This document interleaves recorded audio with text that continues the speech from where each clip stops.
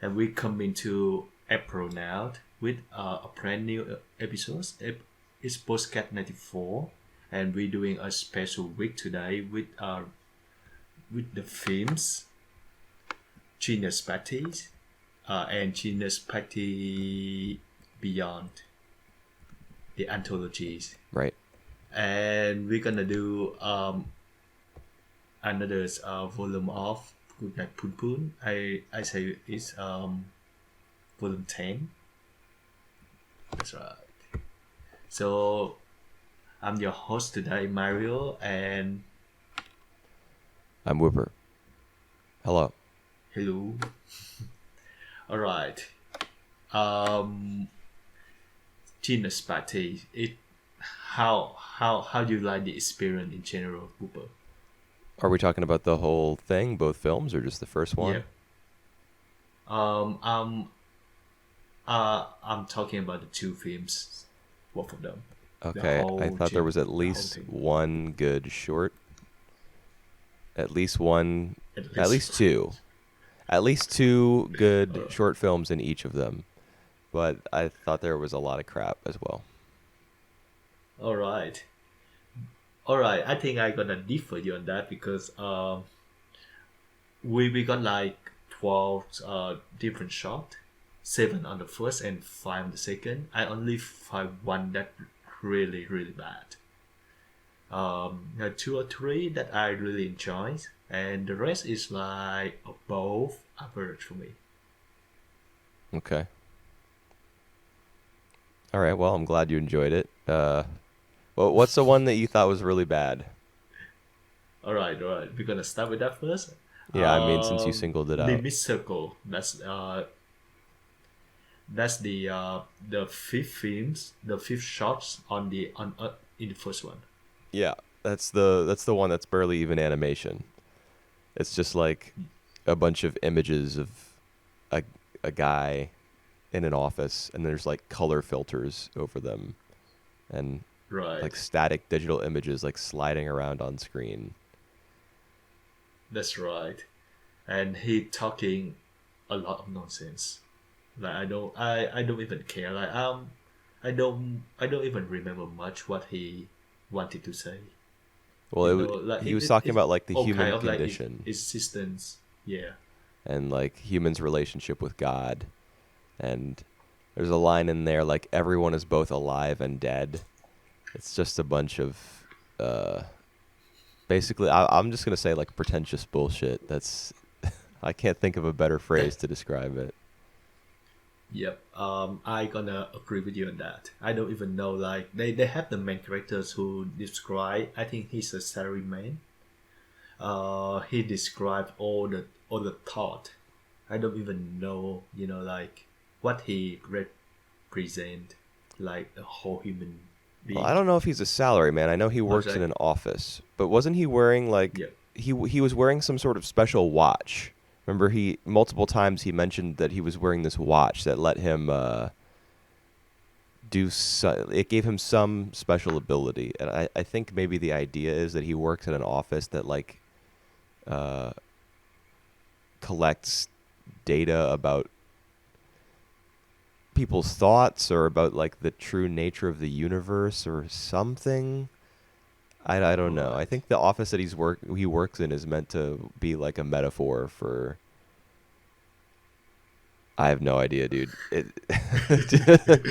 I'm, I was waiting for what you got to say. I remember the watch very specifically. Um, Right. so it's not as though he's a regular salaryman. Whatever his occupation is, it's meant to represent something else. But all the dialogue, or it's not even dialogue. There's just the one character talking the whole time. It's a monologue, and it really doesn't go anywhere or have any thesis Yeah. or. I think he's supposed to be like an observer who like see all the condition of man and try to make the connection between human and God. Yeah, basically. He does talk a lot about God, and there's a lot of I think imagery that's put up on screen, but it's not really animated. It's just like still images. I don't understand why uh, this person was invited to be a part of.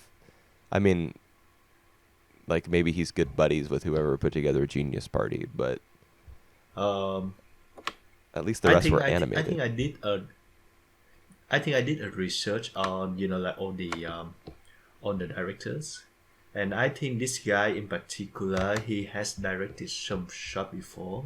I just have a look Well, now. a lot of He's the like one of the directors here, director. yeah. Yeah. Have involved in like stuff like Animatrix, which is like another anthology. Yeah. He was involved in Animatrix as well. Yeah, that's what I was actually just about to say. A lot of the directors here worked on the Animatrix. Yeah, Um, and he's moved on to become a director of Halo Legends, Halo which Legends. yep, which I'm not really sure if it's good or bad. I haven't seen it. I don't know. Hmm. But I mean, if he did the Animatrix in Halo Legends, it sounds like he's a Westaboo. Sounds like he's really into Yep, that Western media shit. Uh, so yep, yeah, that's true. good for him that he got to participate in those, I guess. So I think like when it comes to like asking director for to make their contribution to anthology, like a lot of these names will come up. Yeah, a lot of them did Annie Curry as well, which was like a Yeah, yeah, yeah, 15 minute true. a 15-minute compilation. All the shorts are 1 minute long. Um, Yep. and there's more as well, more connections between these guys from other anthologies, but the main one that I found was the Animatrix. But this guy, like, actually Yep. thinking about it, the Animatrix was perfect for him because the Matrix has a bunch of silly, like, pseudo-philosophical themes as well when it's Have pretending Have to be you that kind of watched movie. that film at all before? What, the Matrix or the Animatrix? The No, I Animatrix. haven't seen it. Yeah, because it's like another anthology. It's Yeah. like I watched it like years ago. I think it's like 4 or 5 shots in there. I think there's 7. All right. And Sorry, I'm wrong. I know, well, I could be wrong. I haven't even seen it, but from what I remember, there are 7. And I know Shinya Ohira, who did one of the shorts in Genius Party Beyond. I know for a fact that he did something in the Animatrix, the skateboarding one. I don't know if you remember that. Oh, I don't remember that at all. Okay. I just remember there was a lot of bad stuff in the Animatrix. I think I enjoyed Genius Party more than Animatrix. Okay. Well, that doesn't That speak well for the Animatrix, but I'm still planning on watching it. If not for the whole experience, then at least for Shinya Ohira, because I think he's a genius talent. I really liked his all right. entry in Genius Party Beyond, but we'll get to that later, I guess. Yeah, Limit Cycle was also my least Right. favorite. All right. Yep. Yep. I think it's just extremely bad. Like we have nothing to follow on. We have like no plot whatsoever. The guy even not that interesting, and like all the thing he say I just don't care one bit about that. It just it just like it. I don't even know what this is. He probably found it. I'm sure that there are lots of people who found this one to be like the best because they thought it was really deep. I don't know, and maybe it is. Maybe I just don't get it. You know? All right. I actually think like all the like all the is seasonal stuff on the thing that he talked about. I remember like they was heavy. They was like heavily portrayed in films like Ghost in the Shell. I'm sure this dude loves Ghost in And the oh Shell. my god, Yeah. I oh my god, like that's what like my least favorite aspect in Ghost in the Shell. What? That's one of the cool parts of Ghost in the Whenever Shell. they say whenever they say some they quote something about the only philosophy stuff, it just so pretentious I here think as well. it works in Ghost in the Shell. It did not work for me here. All right. All right. I think we spend too much time for this shit. So just Probably. move on to like other shows. Okay. How do you want to go through How do you them? think about the? I will start next with the first one, the very first one. Okay. How do you like it? How do you think is like is it like a good introduction It to like the whole it experience? was my favorite out of the entire first Genius Party film. All right. I would agree as well. The song was just so groovy. Do do do do Yep. do do do do do do do do do. My It God. was great. The didgeridoo being in there, and then it gives way to like the electric guitar, like and then all the stone little baseball looking guys generating all those hearts, and then they're all connected by lightning, and you get the feeling that like the whole universe is all on the same page, and then you're vibing to the music, and it's great. Definitely did not describe it very well, but it just gives you like it gives you a feeling that like kind of puts you in tune with what's going on screen. Like you're connected with it like rhythmically and visually. Yep. It's awesome. I I think that I feel bad for you because like you got like the first I would say 5 minutes. I don't know like how long that shot was. 5 minutes of greatness and then like all is downhill from there. Well, I like Yuasa's as well. Which one? Sorry. Are you still there? Say that again. Which one that you like? Yeah, yeah, yeah. Yuasa. Oh yeah, USR. Yeah, I liked his I as like well. that one. The second as well. All right, all right. So I think we got kind of the same, taste. Yeah. The first I one, titled Genius Party. I mean, because it shares a title with the anthology, I kind of feel like somebody had a it vision for connect the that most. specific short film, and like that's the reason for this whole anthology's existence.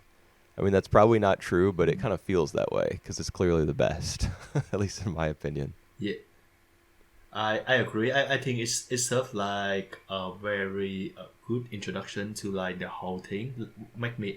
Make us want to expect what gonna come next.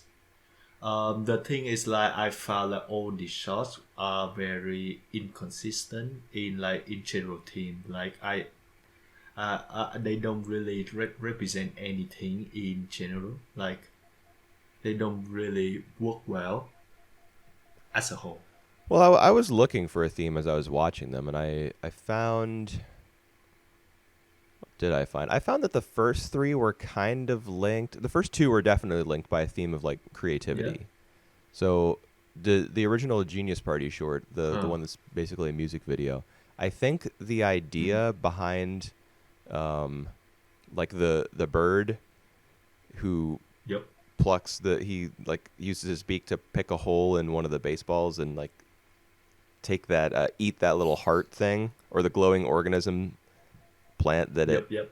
that it grew, uh, and like the way that it ate it and then kind of served as an inspiration to all the little stone guys on the ground, all of whom had their hearts kind of like pop up out of their head, so that you would see Right. like waves of hearts emerging when the camera pulled back, like all over the landscape, and then they were all Mm-hmm. connected by the electricity that eventually forms between them. I think the idea was Yep. that like if somebody like the bird guy, if he represents, let's say, someone, a creator or some sort of artist, that person's work can inspire the creativity and artistry of like a million people. I think that was meant to be the relationship between the Uh, bird and the stone spheres on the ground. isn't the bird kind of the predator uh in the story? It That's what my take Yeah, well, I mean, actually. it is literally a predator. It eats one of the stone's hearts, I guess. But that just kind of kicks off Yeah. the relationship between them. Because at the end, doesn't it change into Doesn't it become a part of that like big machine in the ground that's like shooting out more stones?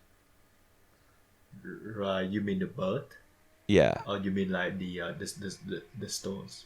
All right. I thought the bird like was a part of that machine's operation or something. I don't know if I'm remembering that correctly. I just maybe it was because of the music or something else, but I felt like there was some sort of symbiotic relationship between the bird Yep. and all the stones by the end, by the time that all of them had like by the time that all the hearts were coming up out of everywhere and Yeah, that. All right, that is really good take there, because I would, in a million years, I would never, like, think of that. But that kind of makes sense. well, I mean, Oh, admittedly, it's not something that I saw right away. You know, it wasn't like on the surface there for me to grasp. I was like, what's the theme of this? And that's how it came to mind. yep. I think I got like some of kind of the draw the same, like thematical relevant on like the first three films. In the second Gina Party Beyond. But we're gonna get to that when we go into Beyond. Okay. Well, how about like Shanghai Dragon? I thought there was also that one was like there was a clear theme of creativity because the kid uses his imagination Yep. with the alien pen or whatever it is to draw weapons so they can be the aliens or robots, Yep. whatever. I think this is like my third or fourth favorite out of like the first film. I think I could rank this the same with Baby Blue, which is the shot directed by Shinichiro Watanabe. I was disappointed by Baby Blue. Is it? Honestly, It's like it's. Go on. a lot of stuff that Watanabe has done outside of his like 3 road shows is a disappointment to me. Kids on the Slope, Terror and All right. Resonance, Carol and Tuesday. If you include Spy Dandy in there, it's not necessary his work. Well, that's one of it's not necessarily his work, but I include that as one of his 3 road shows because it's so similar to Cowboy Bebop Right. and Shampoo. Yep. And I mean, let's be honest. I defy I don't know yep. how much work he actually did on Cowboy Bebop and Shampoo. Like, I'm sure he was surrounded by very talented people who did a lot of the episode direction, and his main contribution was like music production and like conceptualizing the characters and the overarching story. I have a feeling that All right. those 2 shows were produced in a similar way to Dandy.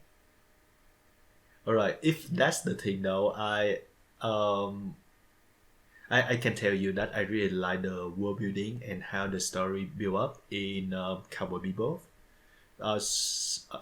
Champloo, I got a bit of an issue with like the character developments, but overall, I think he provide a lot of like personalities for all these shows, so he got the credit where it's due, man. Yeah, yeah. I mean, he's a great guy, I'm sure, but just he's got a Not string of correct. misses recently, Yeah. and I mean, Baby Blue for me was also a miss. Like, why am I All supposed to right. Tell me care? why. Tell me why you don't like Baby Blue. Is that a bit like Makoto, Shinkai's I story? actually Or wrote down feels like he drew some inspiration from Shinkai. Yeah, I mean, there's a big yeah. emphasis on environmental lighting. The very first shot of the short is like a classroom with a bunch of desks reflecting the light Yep. coming in from the window. When I saw that first image, I was like, that's Shinkai right there. The doomed romance, like the general moodiness of the main character who's like, wah. Yeah. Characters being pretty flat. It feels like Shinkai, man. I just felt Feels like like he saw Voices of a if Distant the Star. story would have been. Oh yeah, well, I haven't seen that one actually. I plan to see that one soon. What were you gonna say earlier? What feels like what? Oh yeah, yeah. I think like I liked I like the story. I like what he want to do there. But I think the story would have been like much more impact if like the guy he lived to like overseas, not like to just for another city. It just another city. It if they want to meet each other, it just an hour away. It's not that far. It's not that that needed to be that dramatic. Yeah. It was pretty like melancholy, but we Yeah, didn't know much about the relationship between the girl and the guy.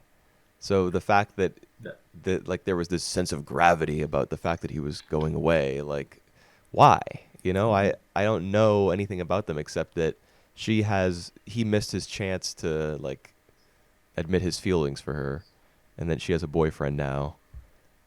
Uh, like boo hoo, that situation, like tons of young teenage boys and girls find themselves in that situation every day, like tens of thousands. But that doesn't mean that they take a grenade and blow up a car that's obstructing their path on the freeway, which is what this guy does. Yep.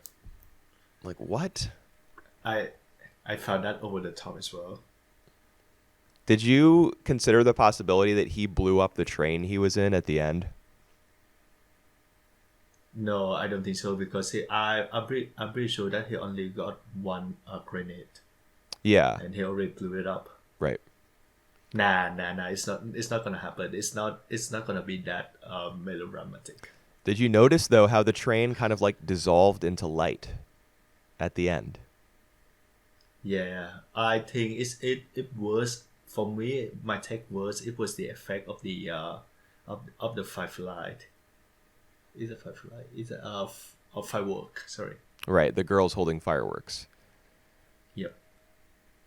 Yeah, I doubt that we're meant to think that he blew up the train, but it did occur to me, like because it's very intentional how he finds the grenade and then he uses it. I mean, he finds a whole stockpile of grenades in a box or Yep. something when he's adventuring with this Yeah. girl when they're Yeah. kids.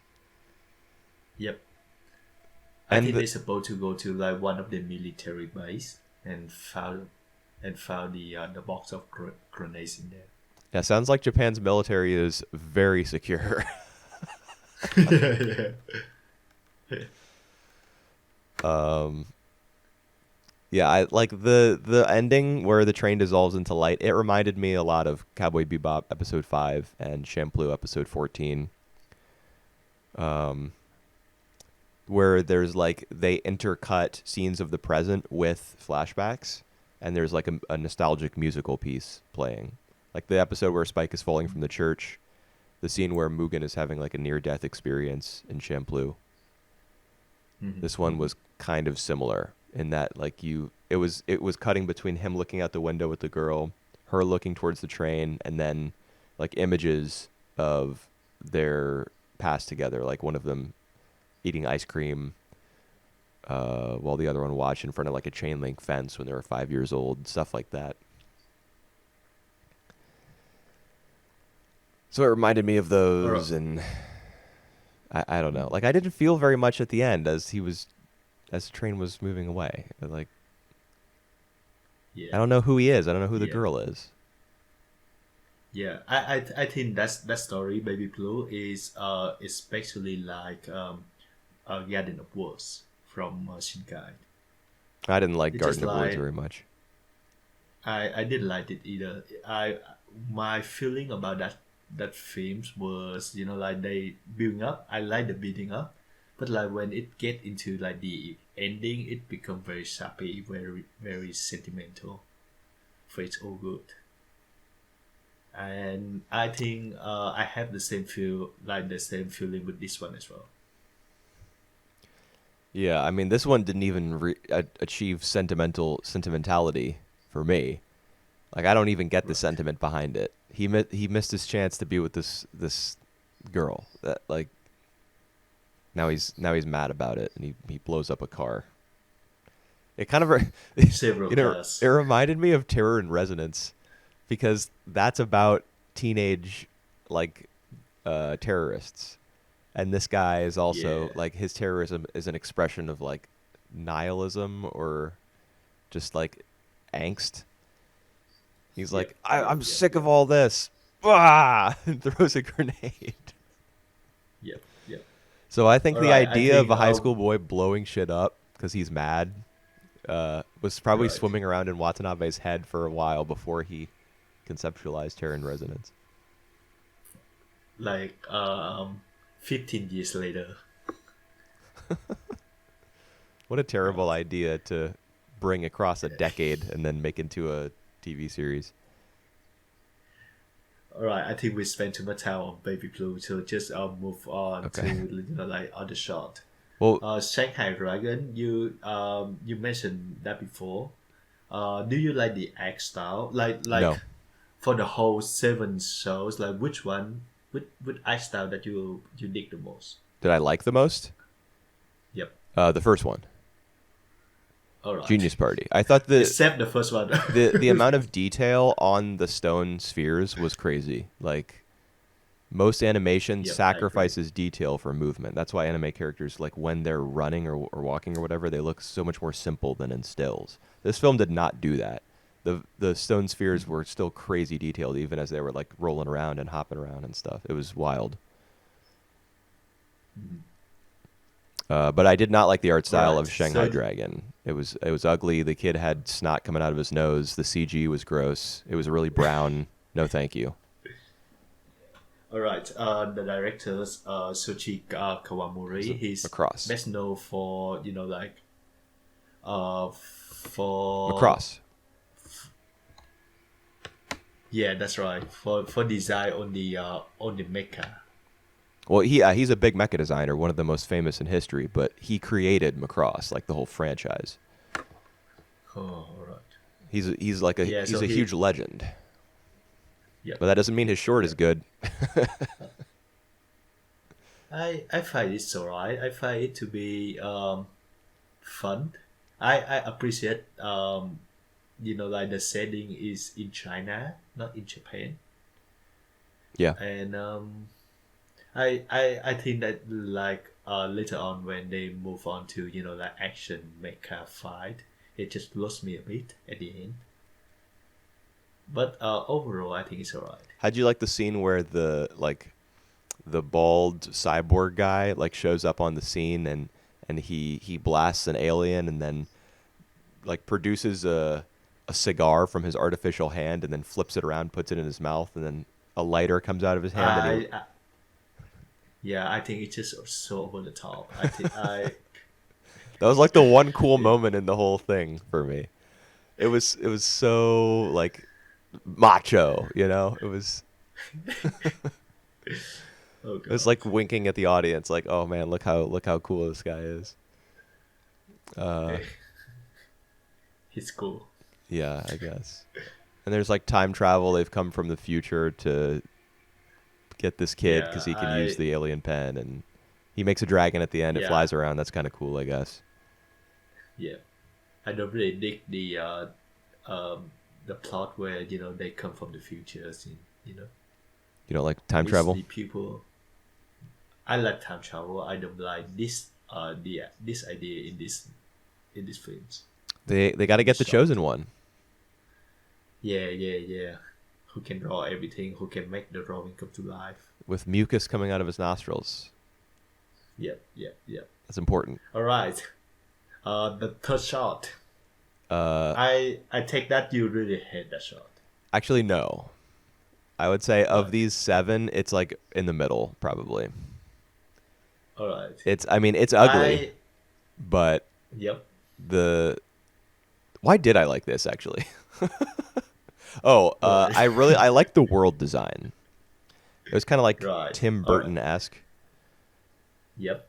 Yep. I liked how the entrances to a lot of buildings were like the gaping mouths of like demons. Zombie, I think. Oh, well, the characters were zombies, yeah, but a lot of the buildings, the entrances were huge Oh yeah, open yeah, mouths yeah, with yeah. like fangs and stuff.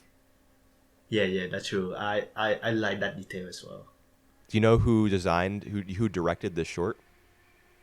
Um, Shinji Kimura, I don't know who that is. He did the art design for Doro Hedoro. All right. Wow, no wonder. Yeah. All right, 20 years later. More like 12, but yeah. All right. I would say that out of all seven shot, this one I like the art style the most. I think it's like the most creative, the most like building world building that we seen out of like all the sevens shots. Yeah, it's neat looking. You know, it's kind of gothic. It's really run down. The idea of the tornado in the middle of that lake that like Yeah. carries things back to the other dimension where they came from is it's kind of credible. Like you can kind of believe that it exists in a place like this. Yep. And the way they mention that, it's like like it's all legend. It's like just the tornado is just a normal natural part of the world. I really like it. It's just the plot in overall that's a bit lacking for me. Yeah, I mean because they have to return the frog. Like they want to send the frog back to its home because it's alive and it Yep. doesn't belong there. Yep. But that's kind of a simple story, and the frog is not really cute enough or significant enough to make us care about its journey. Yep. Yep. Yeah. But I thought the chase scene with the zombie police was pretty interesting. Like the way Right. they Right. totter down the stairs on their tricycles, and like whenever they get hit with something sharp, they burst like a balloon. It's just very Mm. inventive in like a childlike kind of way. Original. Yep. I like the way the police like was portrayed in there as well. Like at first we didn't know that they are police. Even like the characters don't know that they are police until like the whole team of the same looking guys just riding a bike chasing these our characters. I think it's really fun. I like the world building. I like the gothic sense of the style. Yeah, I really like this one. Did you like the fart? Is there a thought? That's how they crossed the bridge. Oh, Jesus Christ, yes. No, I don't. The fart was awesome. Uh, They combined all Consider their like that. elemental powers. One guy's water, he feeds him all the water, so that he has to. Yeah, And one guy's gas, he farts all the time, so he lets out a fart, and then it catches the little fire spirit on fire, and they fly over the bridge. yeah. It's great. Oh my God. All right. Just pour the fire spirit. Yeah, dude, fire spirits It's just actually got like behind. abused in these shorts. It wasn't Yeah. just this one. There's another one. All right. All right. All right. So we got like two shot left, doorbell and happy machine by user. Yeah. I would say like doorbell is the second worst out of the whole thing. So out of the two films, I don't Yeah. find it's interesting at all. Like I think the animation is like the stiff fish, like the most limited out of like all the shots. No, that has to be limit And cycle. That's not oh even. It's yeah, yeah. barely even Well, animated. yep. The second limited then. Is that? Let me see. Yeah, I guess so. Yeah, yeah. Yeah, it was really boring. There's so much more that you can do with the concept of like an alternate self, and I wasn't even sure what Right. we were supposed to get from it by the end. Like, Yeah, I think like the author, the directors, the staff, they don't even know what they try, what the message they try to bring across, and I think that's why we get this because it's just inconsistent. It just like doesn't really have anything to say.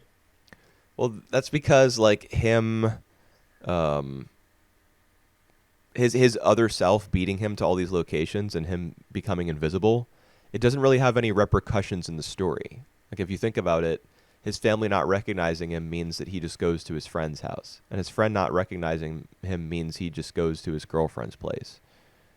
And then Yep. he gets there first. Like so, that's wonderful that he found someone who can recognize him, and that he wasn't like trapped in isolation. But there's no there are no stakes in the story really. Like when he sees his other self and he jumps in front of the train and tries to chase him, at the end of all Yep. that, there's no consequence for him being too slow. Right. His family doesn't see him, but so what? Does he lose out on anything? Do we get a scene where we see that Nah. he feels like he's lost his connection with his family? There's nothing like that. Yep. No, he have a chance to like meet his girlfriends. Like spend the evening with her. So I think like it's all happy ending at the end. So he didn't lose anything at all. He didn't like Yeah, I didn't really understand what uh the story was. Like what is this yep, character's yep. arc really? He experiences all this, but does he change as a result? I don't Does anything change as a result? I don't know. I don't think so. Yep, yep, yep.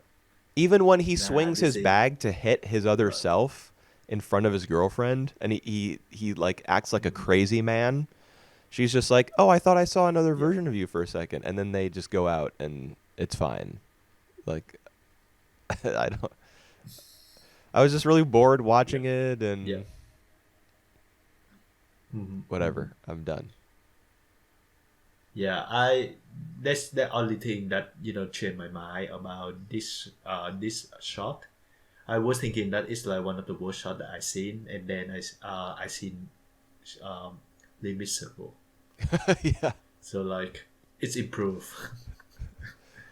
Yeah, Limit Cycle All right. was bad. Yep. But after that, they sell like some of the very big names at the end uh, of the first one of the Genius Party. So we got USA and Watanabe. We already talked about Watanabe shot. How you think about USA shot? It was really good. It definitely reminded Yeah, me a lot of Kaiba, which he directed the year yeah, I after know. this. Around the same time, right? Yeah, a year afterwards. Yep.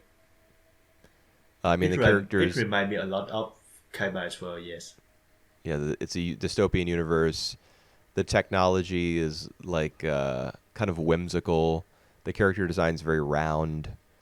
Um, it just feels very Kaiba-esque for all those reasons to me, I guess. Yep. The one thing that bugged me though is you remember like there are sign up to be continued at Yeah. the end of the shot, and it's no way to be seen. I just wonder like I actually have to search if he like make any kind of like sequel or anything around this, but nothing about. Well, I think the to be continued just means that the cycle is going to continue because the old man, who was once a baby, Ah, enters the machine in order to power right, it right. somehow. So the cycle will go Yep, on. My yep, question yep. is, where did the other baby come I from? think like maybe the same kind of house like this. So it's like 1,000 houses like this. Oh, you don't think that he came back to the one where he was originally as a child? Uh, it looked like the same one that he went originally. I agree, but he's like the only few that like actually get out of that world because like all the baby are supposed to contain Yeah. in that house Yeah, but without that like ever going out. that raises the question, where do babies come from in this universe? All right, maybe from God. From We God, just have a okay. limit circle. We will have limit circle before this. Yes, Limit Cycle explains man's relationship with God, and Yeah. thus babies are made. I don't get it. uh, Yeah. Well. Yeah, that's a good concern that you raise. Yeah, I don't get Uh, how new babies are made for these machines. Like oh, even the oh, original baby who went out into the world and grew up and became an old man, where did he come from? maybe like he got born from like normal um father and mothers, and then they leave the baby there after he was born, and left for doing work or for something else. So like all the baby who is born are put it in these houses. What? Maybe. Why? I mean, we don't see any trace of human civilization anywhere as this baby is like journeying around the world. um, when you think of that, like the house is like a nursery, right? So it's like maybe they Yeah, just I put mean, I them guess away because for that's right. Well, okay, I don't. I that could make mean, sense. him running around in this version of Earth or whatever this planet is, and Yep. not seeing any trace of human life anywhere, makes me think that this is like some post-apocalypse, and the machine is Yeah. just there so that he can continue living. He's been put here by some scientist or something before the world ended. But if that's the case, I just don't get. Um, Why like another baby was born? yeah, where's the other baby from? But Yep. I guess that's not really the point. It did really Yep. bug me when I thought about it, but the point is the little baby's Yep. journey. Yep. And he's like like he goes outside and see all the wonders of the world. Really good stuff Yeah, but actually. it's disappointing that all of his friends It's die that horribly. right. He did cry about this as Yeah, well. the fire spirit gets doused in water. The big Yep. long-legged ant thing that he was riding around on gets eaten by some monster inside of a sand trap. And the little Right. green guy who was drinking his pee and poop, he gets eaten by a Venus flytrap and like probably That's dissolved right. in acid. Yep. So all of his friends he loses like I tragically. I love the moment where he's doesn't move, and I thought like like he become a plant, but then like at night he actually fly away and got eaten by that like uh, plant. Yep. That I mean he couldn't Really like the resist, story. right? Because the Venus flytrap was probably sending out some hormones or whatever, Yeah, some yeah, yeah. scent that Yep. attracted all the little poop and pee eating guys to him. I don't know what Yep. else to call him. He's a little green guy, but the most distinctive feature about him is that he drinks pee and eats, you know, poo. Poop. Yeah, that's that's his life. Can you That that imagine? that.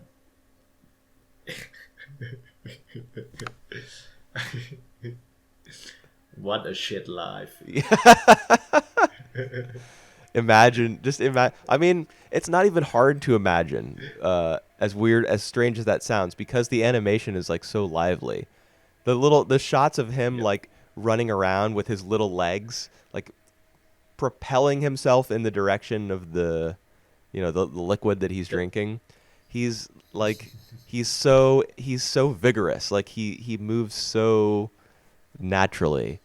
Um, it's really wonderful to see. Like Yuasa just knows he knows how to animate motion in a way that I mean it's not just him doing the animation, but he really knows how to he knows how to make life on screen. And I don't get it. I don't Um. get how he's so good at that. Yeah. I just wonder, like like in his early career, like this one I refer to his early career. Do he not like rely on Flash? Because I don't feel like I feel like the animation from like like this old era is different than the animation that we see him making today. Well, yeah, well, I mean, all of his Flash-based stuff has just come out in the last like 6 or 7 years. It was Science Mm. Sorrow, his new studio, was like All right. Flash-based. Yeah, before that he was working with Right. Madhouse Yep. Yep. Yep. Yep. Yep. and All right. 4C, and even before that he was working on, like, he was an animator on Crayon Shin-Chan and stuff like that. So I mean, Flash Mm. hasn't always existed as a technology, and even when it did, and it was used by like U.S. animators, it hadn't caught on in Japan until much later. Yep. Yep. Yep. All right.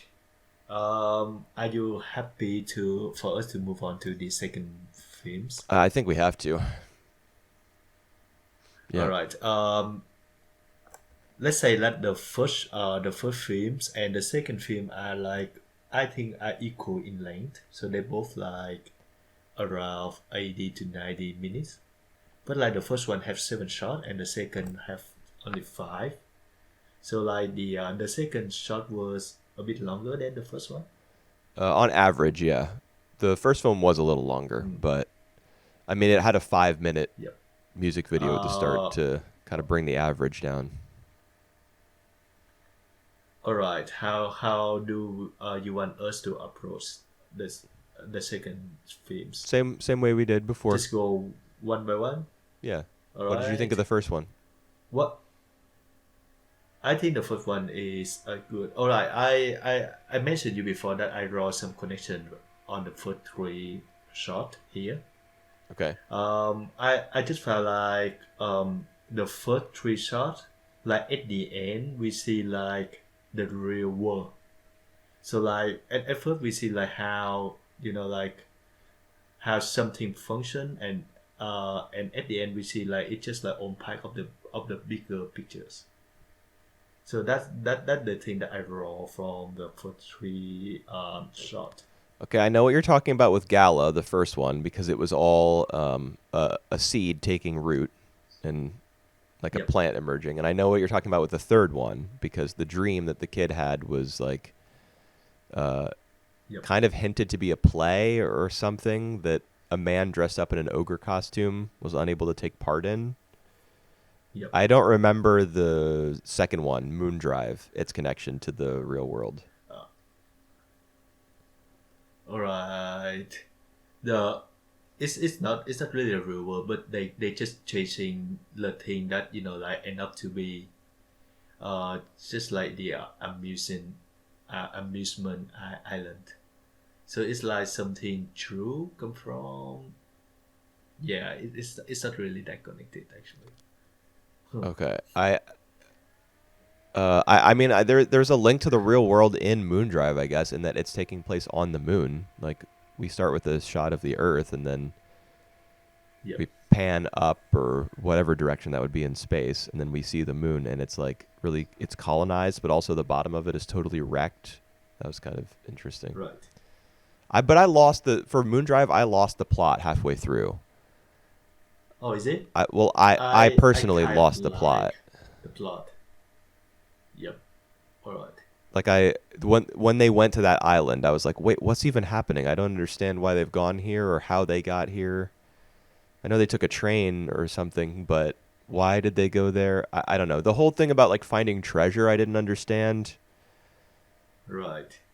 It was just an excuse for them to like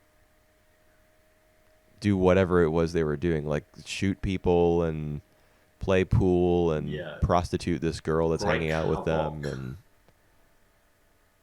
do what? Yeah, that's really bad. Wreak havoc. Oh, wreak havoc. Yeah, yeah, yeah, yeah. So how did So you like like out of these Moondrive overall? 5, would all right. I like the experience overall. I don't like how like how insensitive it tried to be in order for like to make fun out of like harassing the girl. I mean, they're Like she's a prostitute. Like, they prostitute her. That's not just harassment. yeah, that's like the only role that she have in the story. I don't like that. I like the overall story. That like they try to find a treasure, and end up just like it's just like a map of like the whole amusement island. I like the idea. I like the art style. I don't like the characters at all. I don't like the way they treat the characters. So it's like a mixed bag to me. Reminded me of Dead Overall. Leaves. Yeah, yeah, that is true. I think I was reminded of that live like in some of these. Yes. Yeah, I mean, like they're criminals the same way that the main characters in Dead Leaves were criminals, and it was set on the moon, It and it had like an irreverent tone to it it and a crazy art style. yeah, it's not as vibrant as that live Oh yeah, yeah, or frantic. yeah. I mean, it probably couldn't afford to But be. yeah, yeah, that's true. All right. Out of the five, which one that you feel the least in favorite? Um, that would definitely be Tojin Kit, the fourth one. Oh, is it? All right. Tell me why. Um, I thought it was pretty boring. The reuse of backgrounds was a turn off for me. They kept showing like the entrance to her apartment and the hallway outside of it with the phrase "dead end" Yep. on it, like written in blood or whatever that was. They kept cutting to that, and I didn't Yep. understand why. Hmm. I thought the pace was really slow. There was kind of like a feeling of like glumness hanging over it, like really it was felt morose. It felt kind of depressing. Made me sleepy. Hmm. The whole thing looked All gray. right. Like the entire thing was gray, except for the alien, the little It. squirming alien organism. Yep. It's supposed to be washed out. I think Oh yeah, I the mean that's definitely the the effect world. because they're living in some dystopia and like her life is she just sits in her apartment all day and uses this machine to put alien life into dolls and sell them. That's why they come to arrest her. Mm. Uh, but I mean, I get that that's the feeling that they're going for, but that I like was falling asleep watching it. She, in fact, the main character hardly seems to care about her own life. She's just going through the motions. Like everyone in this short is just going through the motions. When a train Yep. runs over a huge alien organism and sends its guts flying everywhere, nobody is like, "Oh my god." Instead, they're all just like, "Man, that just happened." Yep. I do think that like in that scene it's just like these aliens actually some show some kind of emotions, not the human. Because he was trying to reach her, and then he got hit by the train. Um, okay. Yeah, I guess So that's how he got maybe hit not because he was trying to intentional. cross That's just what I mean. he's trying to cross the train tracks.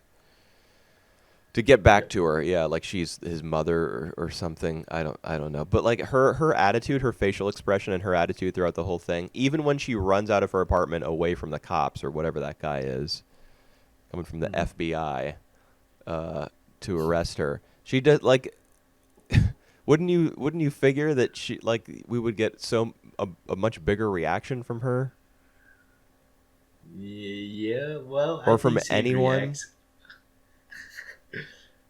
She react. She runs away. She's Scared like, enough. I gotta get away. I gotta get away. Then she She gets looks away, and scared. she's like, oh, I'm back to. After she flees, she's back to just not caring about anything anymore. All right. I tell you now, out of the five shot, I think Tochin Kid is my favorite one. It Okay. reminded me of uh, another show from 2007. Um, it just escaped my mind now.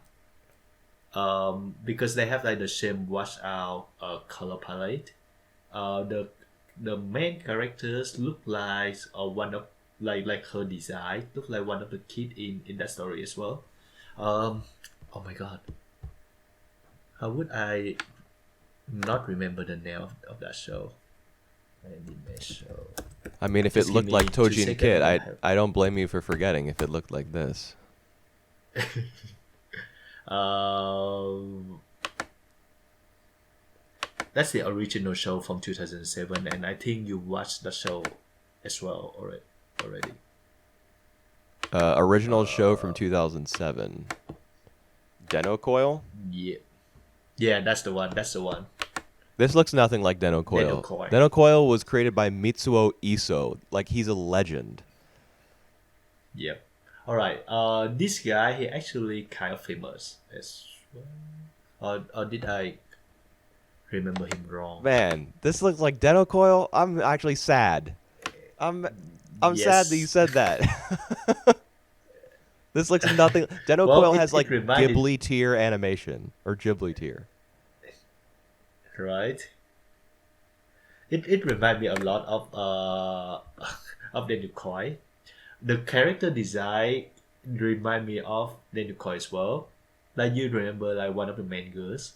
I'm gonna make the thumbnail for See, this video a picture of the main character from Toji and Kit next to the picture of someone from anyone from Deno Coil with an equal sign and then a question mark. let's the listener have an idea for themselves. The characters in Deno Coil are mostly children, and whenever something surprising happens, their eyes get really wide, and they like Yep. very, very like energetically and intensely will flee the scene or fight back. Nothing of the Yep. sort happens here. I mean, she runs away from her apartment, but then she's like, "Wait a minute, I don't care about my life. I don't care about anything." Nah, Yep. this is just I think this is my she least favorite out of Genius Party Beyond. all right. I think she's supposed to be like new out of like all these everything that happened in her life because of the world, because of the like self isolation Yeah, yeah. stuff. Yeah, Because it's like she's living in the I future remember. after the coronavirus. Yeah. Well, that might be true because remember like one of the alien trying to get close to her and she just like throw him out. She just Yes. like kick Yes. kick him away. So yeah. Yeah, but it's like the most lifeless gig ever. She's just Yep. in her room or living room watching TV eating jelly beans. We have to endure that for like a Yep. full minute while the thing slowly gets closer to her. I feel All like there's right. a lot of people feel as though that sort of thing, like holding on one shot for a long time, is like really artsy. But if the character Yep. that's in the frame for that minute is not Yep. interesting or has not had some work done to make you understand who they are, then Yep. it falls apart. Like if I have to watch somebody who I don't care about for a minute, then I'm like, well, what was the point of that minute of my life? If it's somebody who the story is about their life and it's interesting, and they have some sort of personality trait that makes me attached to them, or the story that they're a part of is relatable to me in some way, or I can at least understand how they might be feeling during that time, then I'd be like, oh, okay, I just spent a minute, holding on one shot of them, but I'm interested in them, and that's cool. Mhm. But in this case, I was like, I don't know who this is. I don't know what's going on. She's really really boring to look at. She's really get me out of here. All right. I just gonna mention quickly that the directors in Moonrise is the director behind the animated sequel sequence in Kill Bill, and he directed the Linkin Park music video as well. Lincoln Breaking the Park. Habit. Yep, Breaking the Habit. So like he also like if I remember correctly, he was one of the directors in Animatrix as well. So like this guy he all about Western anime. Same as the guy from Limit Cycle. Yeah. Man, why, dude? So Why are the guys who are obsessed with Western culture making the worst stuff? it's not that terrible. It it's alright. Alright. How do you feel about Gala, man? It reminded me of Summer Wars. Huh. Interesting. The part Huh. specifically that reminded me of Summer Wars was where all the folklore characters are like populating this potted plant, the soil, I guess, which is Mm-hmm. their civilization. Um, it reminded Mm-hmm. me of the scene in like the final act of Summer Wars where all the avatars from all the different people across the world like come to the main girl's aid when she's playing that game with the villain. They all show up. Mm-hmm. um, and they lend her like their points or their credit, whatever it is she needs to their money, so that she can wager it. Mm-hmm. Uh, Everyone inside this potted plant playing their instruments in order to support the like to welcome the birth of the new life of the seed kind of reminded me of that Mm-hmm. scene. Alright. Interesting. Huh. So it reminded me of Summer Wars. There, Yep. that's my main takeaway. I like this shot. Well enough. Like especially when later we learn that like it just like a plant that they that's the whole thing was like the seed come out of the plant come out the plant come out of the seed. I think it beautiful in a way. Like we see like all these action behind this. Yeah. The characters. How do you like the character designs? The designs I think are pretty cool. The characters themselves, I don't really, Agree. I don't Yep. know too much about Care them, about them. but Yep. I get that they, some of them have like a really strong connection to the life inside the seed. Um, so that the fact that they're set apart from all the other villagers who are like poking it and trying to kill it, you know, that kind of makes Yep. them more like it allies you with the specific characters who lead the charge to play the music and welcome the plant. Right. Yep. So characters are all right. All right. Let's move on. Yep. Let's move on to shot number 3. Okay. One Wanwa the Wari doggy. doggy. All right. I just found this to be visually a bit interesting, but ultimately Okay. boring for me. This was my I favorite. was bored watching it. All right. All right. We are different, like in opinion when it comes to this second movies, Yeah. which is I think which is good. I'm not sure. Tell me why you like it. I'm not sure where you get boring from because this out of all like 12 films, this one is probably the most inventive visually, and it's certainly the most active. Like even during a scene where the characters are supposed to be still, it's moving because the animation style is kind of like it's borderless, right? There's no line art, so Mhm. everything is constantly in motion. Mhm.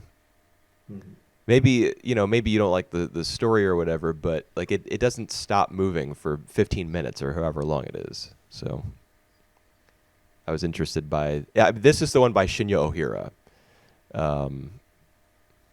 who And who is he's an experimental animator. He did some work on the Ghost in the Shell films. He directed the short in the Animatrix, which I haven't even seen, but I've seen clips of where a guy is skateboarding through the halls and like reality is like dissolving around him. Everything is melting. It's wild. Um,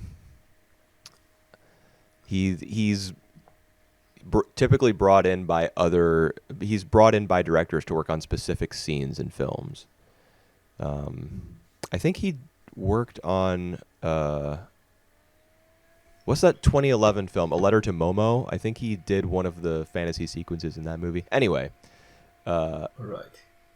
I like the representation of how all the kids' feelings in the dream. Yep. Like when he was fearful, when he was happy, when he was feeling brave. I like the way that those were all represented through art and through animation.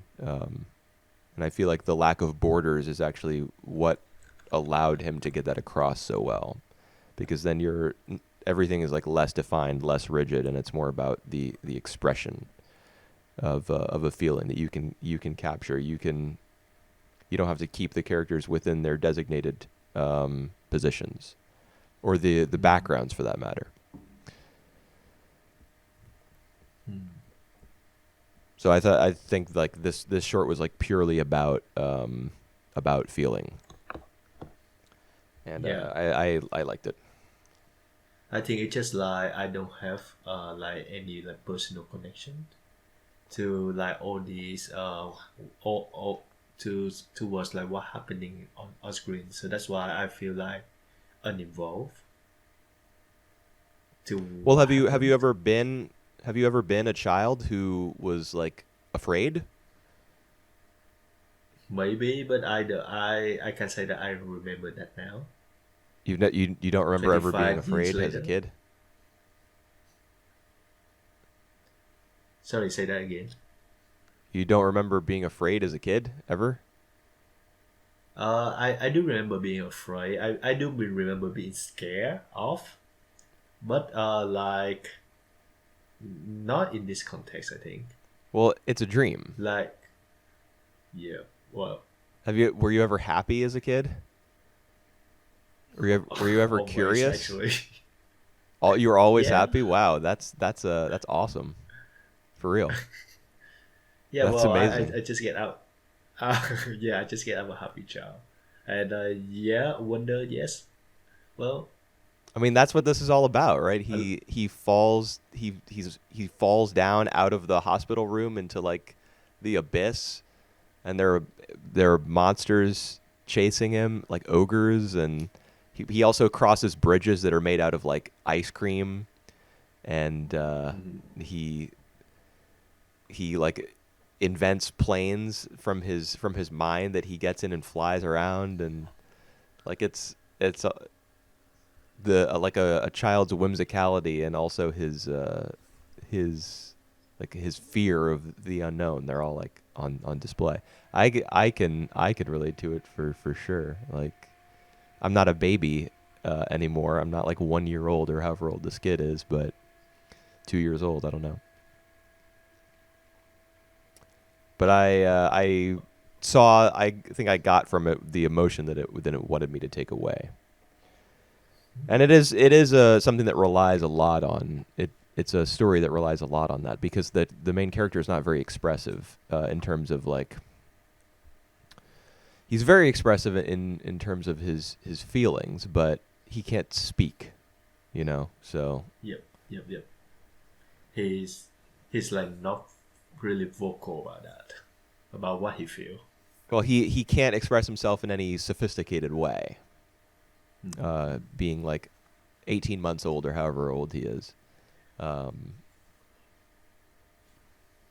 so I mean I enjoyed it. I enjoyed it a lot. All right, all right. Let's get to the last one of the second films, Dimension Bomb. What did you make of Um, this? have no idea. Have no idea. You know that. After I watching this shot, I went back to look at the like the summary, the synopsis, and like they just say like the whole different thing that from what I was experienced. Like I didn't get half of what they say in the summary. Oh, I didn't look at any synopses or anything like that. I didn't want to get anybody else's All right. interpretation. I wanted to form my own Yeah, conclusion. So I because it wouldn't make sense either way at all. well, that's the fun of it is So trying to piece it together yourself without seeing what anyone else said. all right. What I get was the guy was the aliens. The girl real see him as like friend, not as alien. But then for some reason they apart, and like he become an alien. Like everyone afraid of him, and he dies. He floating around the world. Yeah, I Yeah. I mean I didn't even understand there to be a story, honestly. Like it just seemed like an animation test to me. Um, I would say like there's supposed to be a contrast between him with when he was with the girl and him when he later on when he just like wander around the world and everyone's afraid of him. So I think there's supposed to be a contrast between that. I love the character design. I love the visual, the art style, especially the background. It's just like the story itself doesn't work at all for me.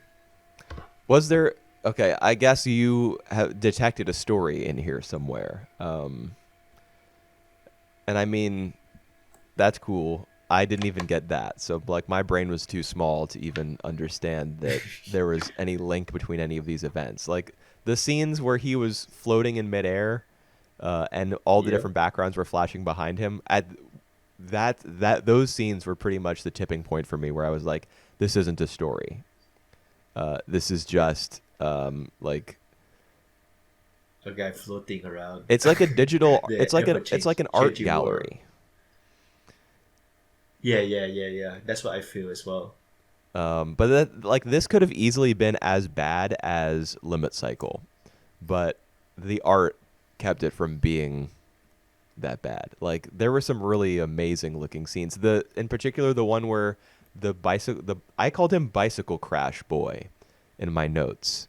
I guess that was the Yeah, yeah, alien. yeah. All right. I really loved the scene where his face was traveling through this white dimension, and like a train of fire was like forming behind him because he was moving so quickly. Do you know which scene I'm talking Mm-hmm. about? Yep, That yep, yep.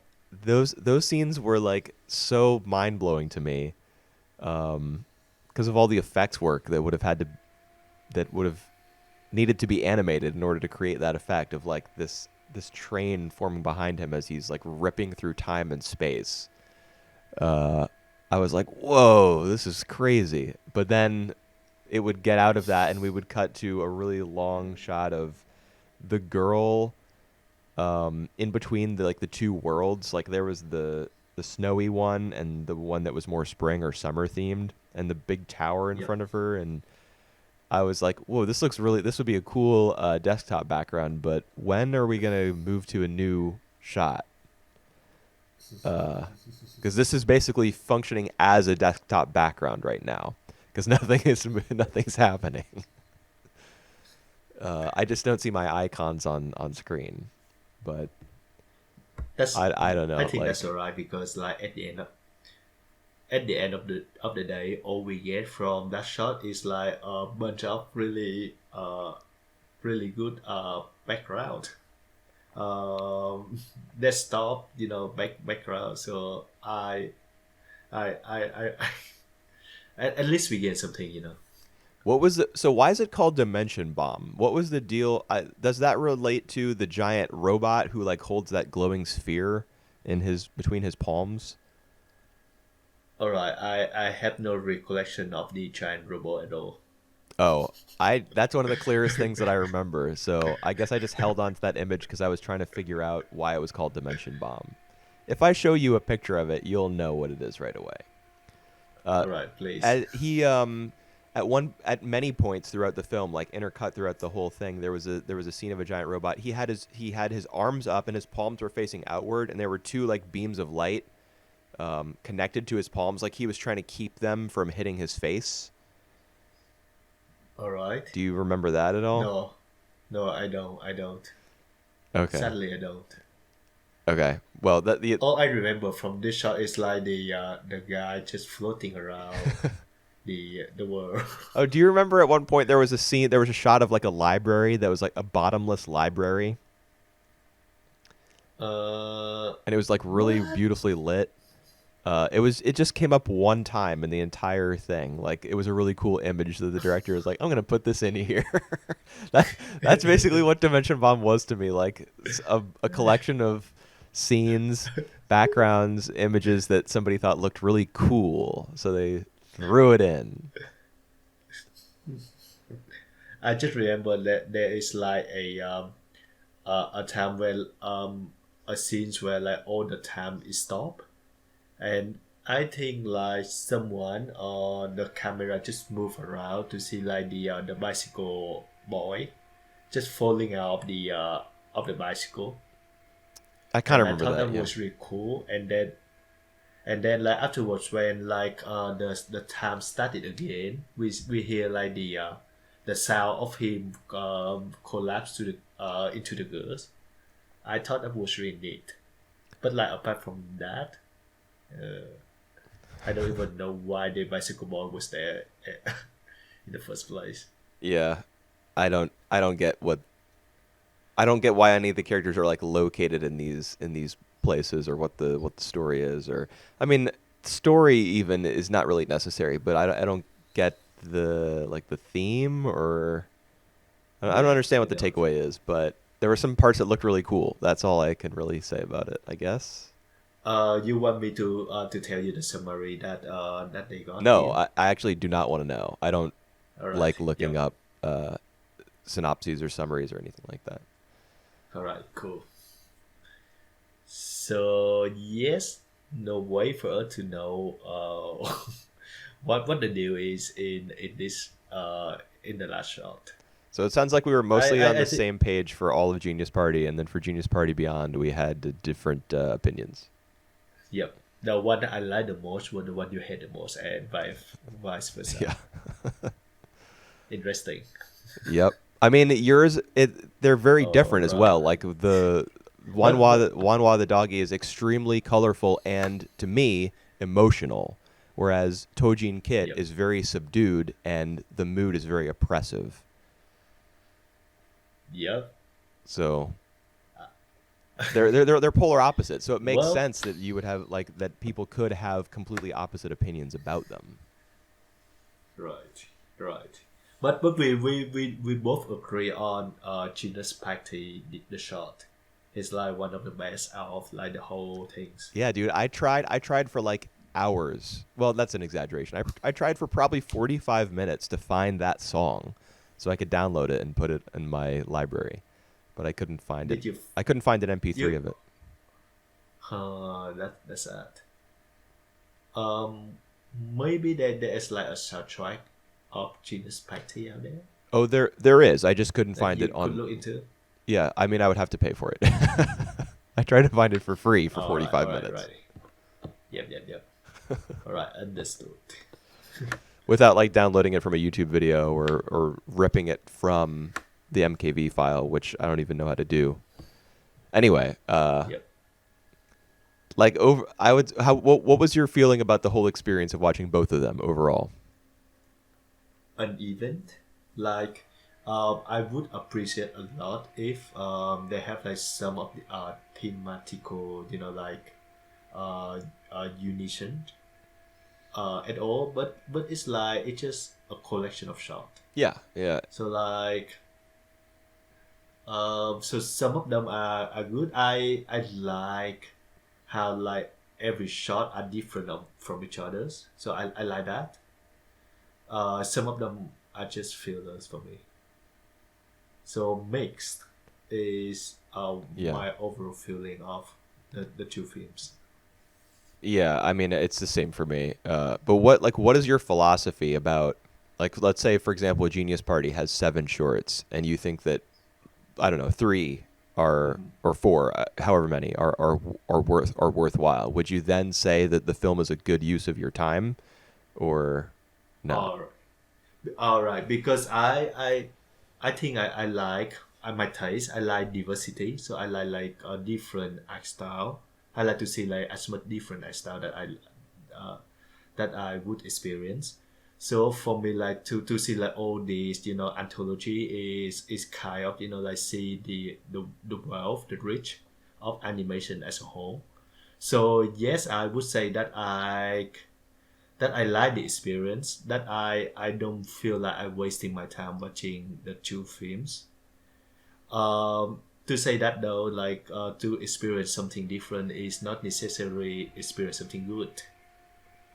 So I would say Yeah, like half of the time I was entertaining, but the other half I could, it just take it a little bit.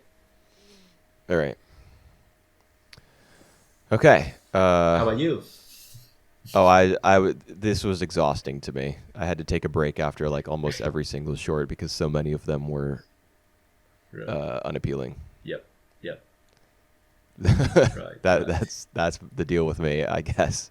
All right. Yeah. Yep. I mean, there were some that I Well, really liked. I I can can say see that for that. sure. I can see that because like some of the shot that we kind of invested to, and then it's just like kind of wash away, and move on to like the new shot with like new story, new characters we have to get used to. So that's like it asks for our investment, more than a normal feature length films or like series. Yeah, that's true. Just by its structure, I guess. Yep. All right, I think it's time for us to move on to Poon Poon and Yeah. his experience. And his experience with Aiko. It's a whole lot about Poon Poon and Aiko in this film. Yeah, not very much about Pegasus, not very much about I don't think Seki or Shimizu showed up at all. Yeah. Except for like the very first panel, the They recycling truck. That's what he's been driving, right? Yep.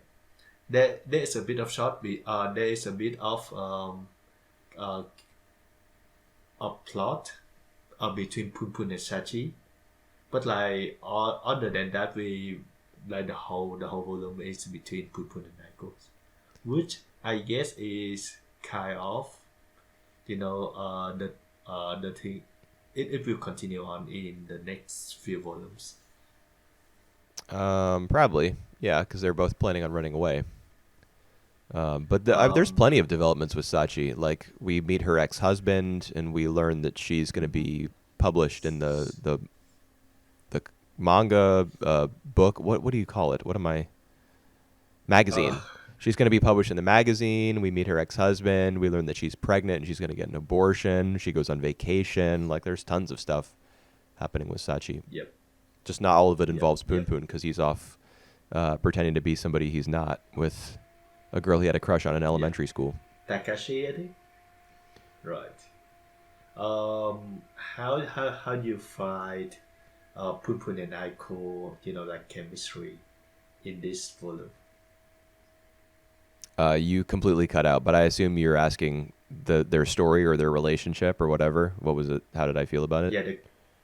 The chemistry between Poon Poon and Aiko. The How you chemistry? Oh, develop. zero. Chemistry? None. All right. It was How do you disgusting. make that? I mean, Right. it Right. it all led up to chapter 109, which like made me sick to read. Is it? All right. With what? It Which was one? terrible. What? Yeah. Yeah. Go on. Go on. Okay. I mean, I honestly it makes me sick to think about. Like I don't really want to talk about it very much. All right. The whole scene of the two of them having sex was like Yeah. it was awful. It was like it it was like the story was obligated to show it to us. Like Huh. it didn't come about because the characters were really interested in each other. The only reason that this happened was because they're both like so empty that they were always going to end up together because like there's nowhere else for them to go. Um. And that's why when the very last panel was like, if there's somewhere lower than here, it has to be hell. When I read that, I was like, Right. damn, that's really how I felt. Re- like looking at this, reading Um. this, um, All right. it Um. grossed me out. This though, like the way that they have sex and like be with each other isn't it better than like at the beginning of the volume when they try to lie to each other, when they put on the facade that they're not to each other just because they want to hide themselves from each other. Is it Is it like is it another better? step No, of all right? no. So Like, is it better that they just keep lying to each other and like have fun and be someone that they're not to each other? I mean, Or is it they should distance themselves from each other completely. They should never see each other right? again, and they should make a real attempt at like bettering themselves. And I mean, uh, Aiko should get away from her mom, and Poon Poon Mhm. should move somewhere new and get away from everybody he knows. But they shouldn't do it together Right. because they're both so All self-destructive. right. Yeah, this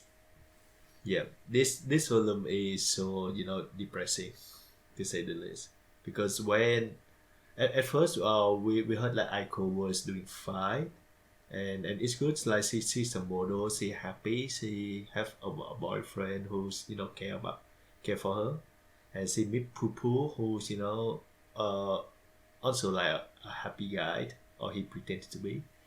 Yeah. And then we find out about her real situation, and even like her work condition, and that like she working just to get pay, so that she can like she can take care for her mother who abuse her every day. It's just so sad. So I can see why she would run into Poon Poon, like the chance that she have. And I think like there was something novel about both of them, like for 10 years that keep hanging up to each other. Keep what? Hanging up, like they keep thinking about each other. Oh, yeah. Um, So that I mean I don't know, man. that just tells me that they recognized even as children something about each other that was familiar to them, um, and that they were both extremely sad. Mhm. They saw that in each other, and so they formed that connection based on uh, if one of them ever lies to the other again, they're like if Poon Poon ever disappoints her again or lies to her again, she's gonna kill him. Um, Mm. like I don't know. She's not getting from her mother. Her father's not around, I guess, and from her mother, she's disappointed every day. Like every interaction with her mother, every experience that she has related to her family is a disappointment, or is a lie even. So she feels powerless, and so she tells Poon Poon, she like threatens him and holds it over him in her own childish way, like as an elementary schooler. I'm gonna kill you. Mm. I'm gonna take out all the hurt and the frustration and like the rage that I have that I can't express towards my family, towards my mother, towards the world, on you if you betray me, if you lie to me. Yep. That was the promise that they made, and that is such a horrible foundation for any kind of relationship, whether it be sexual, um, Yep. like just a simple friendship, whether it be like for two people to know each other on that basis and have that be the thing that connects them over a period of 10 years into their adulthood is horrible. And then for that to be culminated Yep. in like a sexual relationship, which is supposed to be like the closest that two people can get to one another, is awful. Like Mhm. Yep. it's But terrible. Poon Poon isn't much better either. Like when they talk to each other, when they try to like put on the front, he keep thinking how Aiko was different, and how he despite all that, Well, he and thought that how she was that. like a slut. Yep. That's what he and said. and and he also thought like he blamed her for like the promise that he couldn't keep, and that he know that he just thinking of a reason. He just blamed her for every failure of in his life. So it's just Yeah. like all this like negative feeling could keep filling up in Poo. Yeah, I mean he's the same as Aiko. Uh, he didn't get what he needed Mm-hmm. from anyone in his life Yep. as a young boy. Aiko didn't get what she. I mean, we see how terrible Aiko's situation was. Um, Right. in what chapter is it? It's Chapter like much 10. more 7 or 106. Like just one or two chapters before they have sex. Yeah, imagine how much worse it was for her when she was a young child who was easily manipulated and less able to defend herself, and not even providing like the money that she now provides to her mom, so she is like contributing to the relationship in a meaningful, like tangible and adult way. How much Meaningful way. worse would it have been for her as a kid? Right.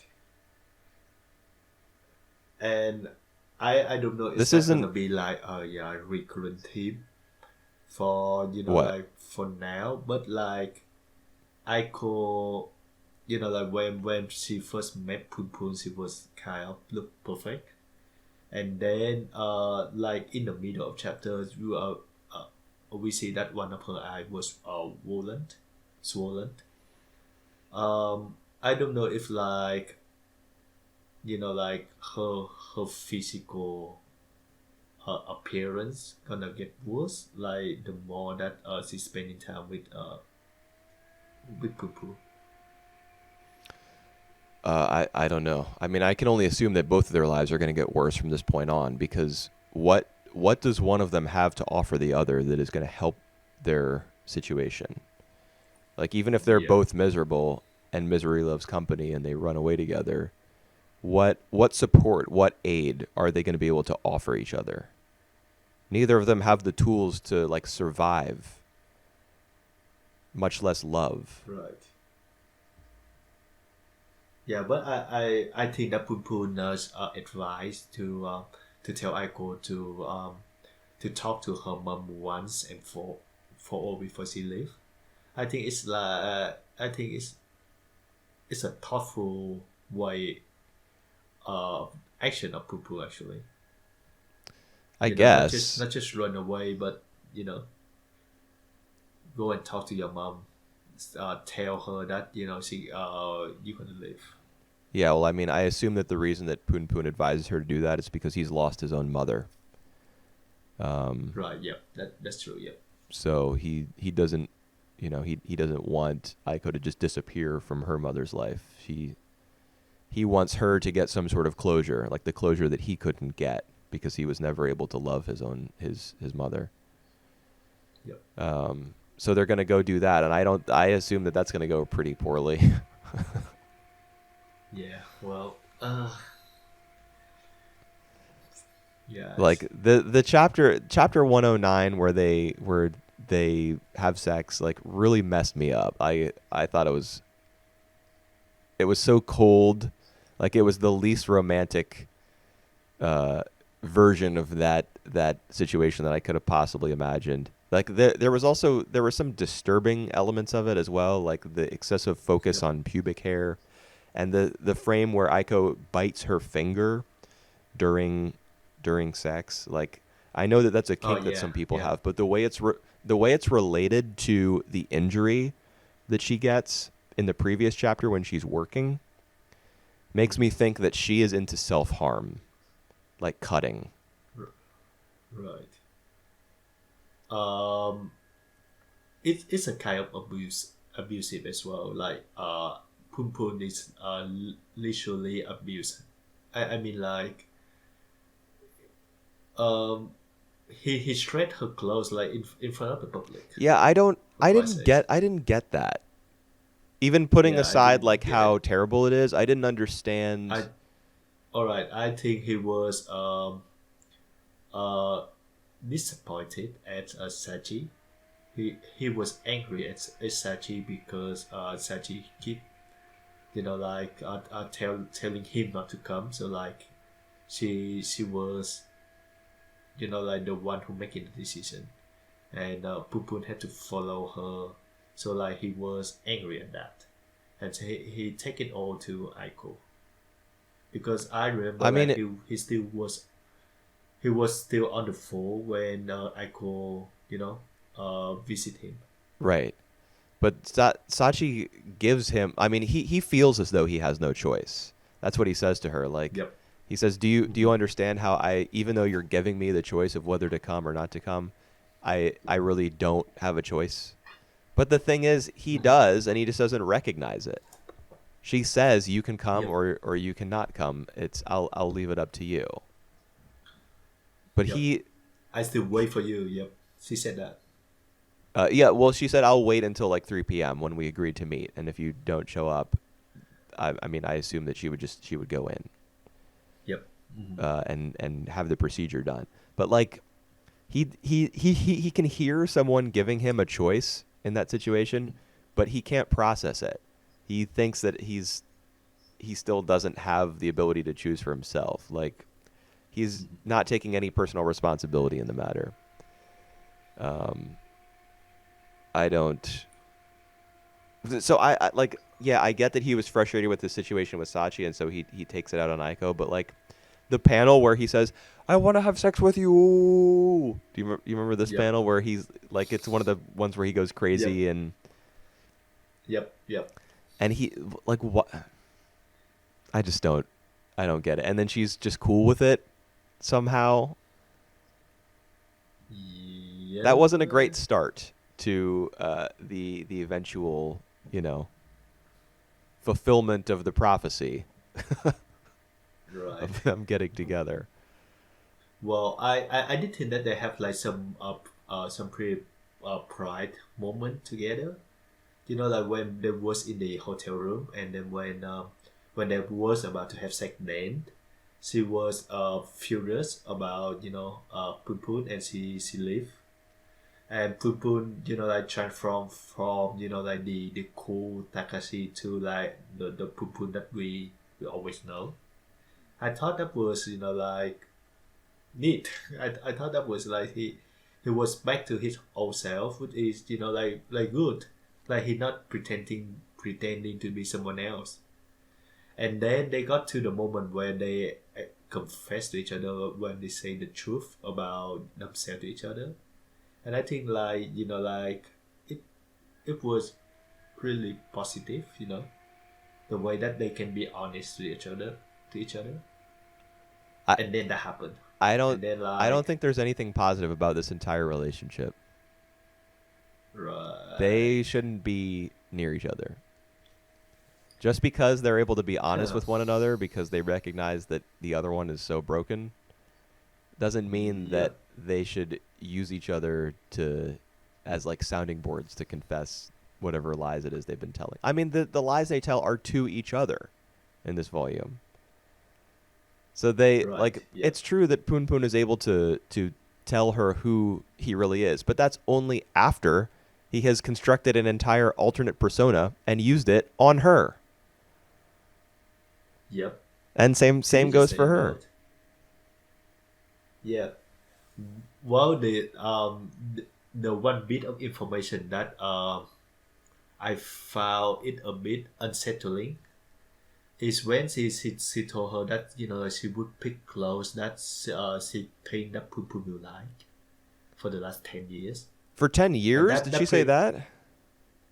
she she said like she has been doing that for a while. Like, so I was thinking like it just kind of obsession. It's just like Poon Poon who wanted to meet Aiko for the last 10 years, and like actually afraid to do that.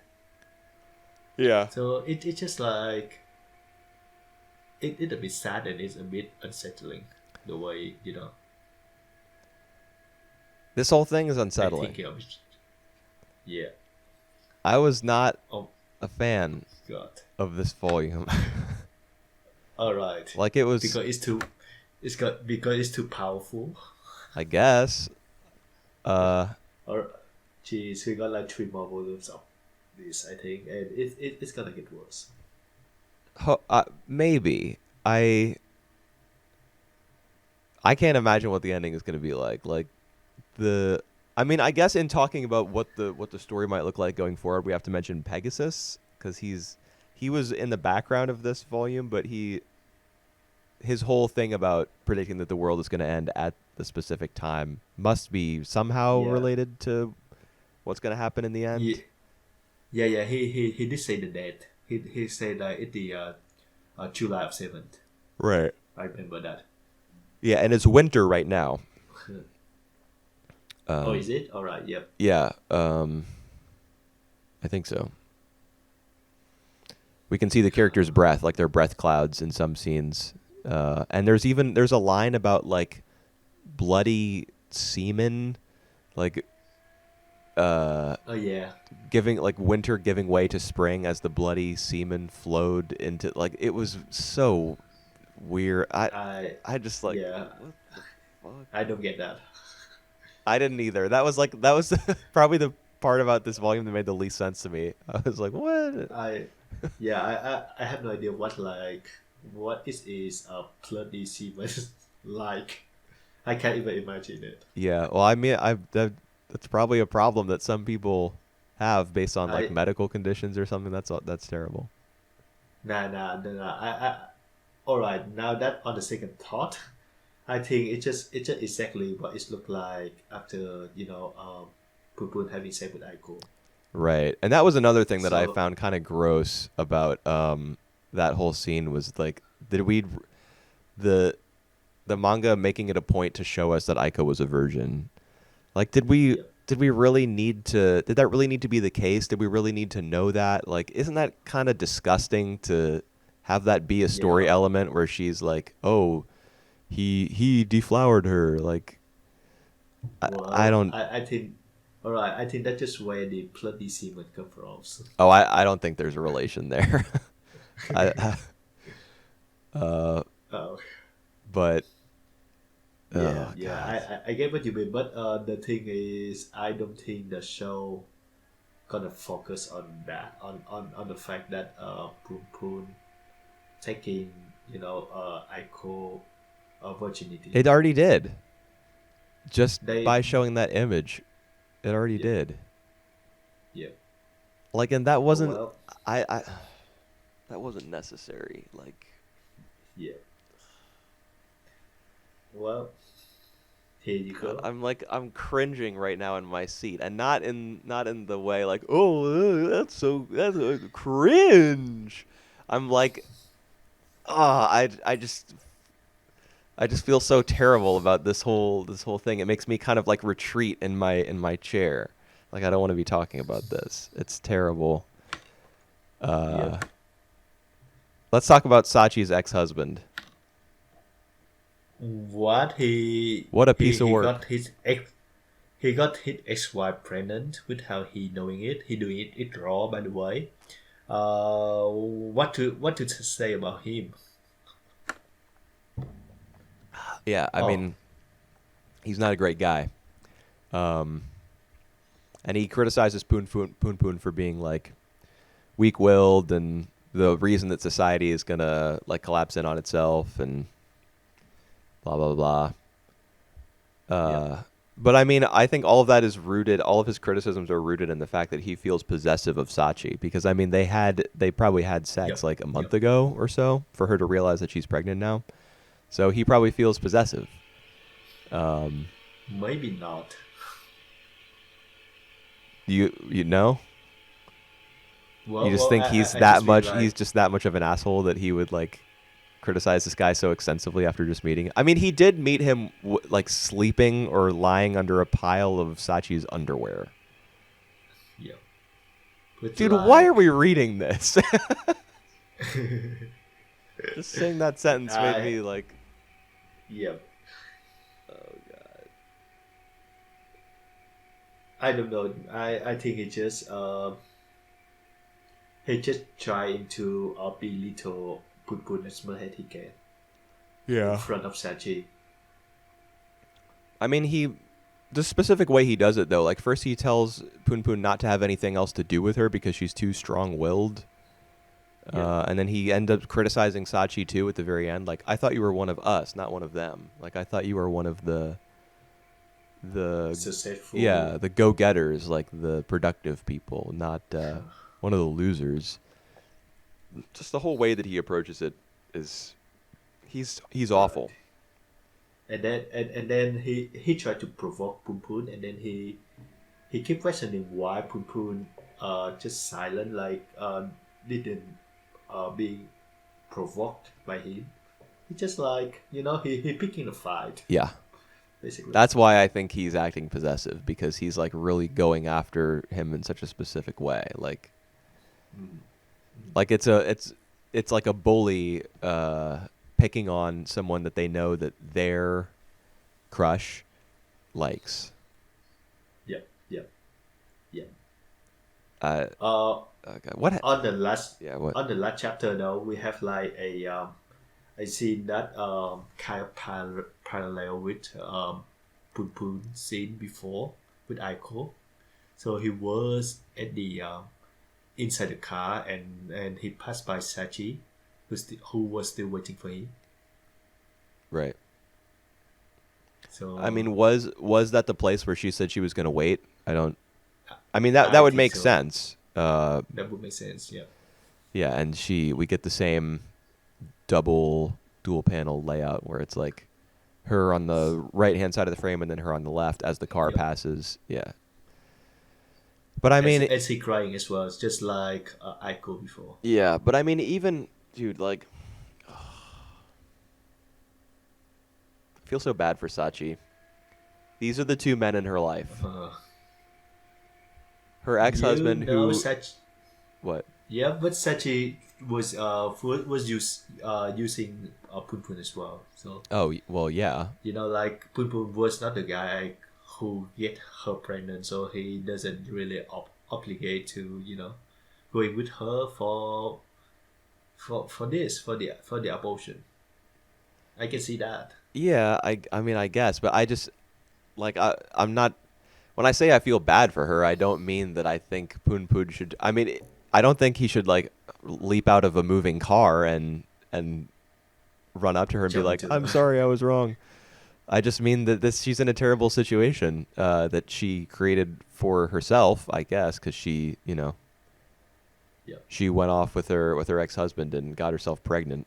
But like this is where she's found herself. She's got Poon Poon, who is completely unreliable, and she's got her ex-husband, who is completely manipulative.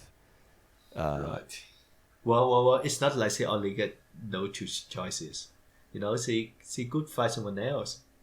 She could She'd even better. be with the. She could be with like even the math teacher who like spying on her. Oh yeah, She, she have option. I guess so. I think the character who gets the best, not the best story, but like who has the happiest outcome in this entire volume is Yeah. the landlord in the hospital, because apparently he gropes one of the nurses' butts. He Remember was, this sorry? scene in chapter 110 when we're getting all the shots of everybody, like the Kanye sisters who are going to a mixer, and Yeah. Mimura and his girlfriend. And I then- remember there's one panel about him, but I don't remember like. I just remember like he was like just lying there. yeah, he was lying there, and he pretend had to sleep. he had a little smile on his face because his wife is reprimanding yeah. him for having groped one of the nurses' butts. Like, I heard you tried to grope one of the nurses again, and he has like a little smile on his face. He's that's happy guy. yeah. He's just like living the life in the hospital right now. Doesn't that's the character who has the most positive story in this whole volume. Everyone else is just like drowning in crap. Felt Yeah. really bad reading this. Oh boy. Yep. All right. But like Sachi got her career looking up, so that's just one good thing about her life. I get. Yeah, that's true. That's true. Without Pun Pun contribution. Oh, thank goodness. Yeah. Can you imagine having your livelihood, like your career and your source of income, being tied to someone like Poon Poon? It's like a death sentence. Yep. Fun Well, times. all right. So next week we're gonna do the first impression of the new seasons. Really looking forward to that. I've been enjoying the new season, Nice. even though that it hasn't have any show that I really love, but been enjoying it Well, it's kind of like all watching the Genius same. Party. It's like an anthology of first episodes of new stuff. Yeah, that's true though because they did have like 12 episodes as well, so it's like an entire season of different stuff. There you go. All right, so hope to see you again next week for the first impressions. Yep, we'll tell you what's good, what's bad, what you should be watching, and what you shouldn't. It's going to be objectively correct, and you better listen in. Yeah, you better follow us, and we're gonna pick 4 shows out of this as well for the next 3 months. Yep. Boy, I hope they're good. All right. Stay home, stay safe, Yeah. enjoy the week, guys. Bye bye. See ya.